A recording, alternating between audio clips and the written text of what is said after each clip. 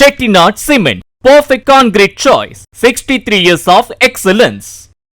நீலகிரி பகுதியில் கடந்த 10 ஆண்டுகளில் 12 பேரை கொன்றதாக பிடிக்கப்பட்டு நெல்லை வனப்பகுதியில் விடப்பட்ட 24 நாட்களில் ராதாகிருஷ்ணன் என்ற யானை வழுக்கி விழுந்து உயிரிழந்ததாக கூறப்படுகிறது.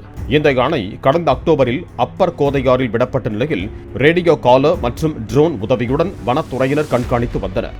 இந்நிலையில் சுமார் 20 அடி உயரத்தில் இருந்து யானை வழுக்கி சாலையோரம் விழுந்ததில் ரத்தம் வெளியேறி உயிரிழந்ததாக கூறப்படுகிறது. எனினும் இதுகுறித்து வனத்துறையினர் அதிகாரப்பூர்வமாக எந்த ஒரு தகவலையும் தெரிவிக்கவில்லை.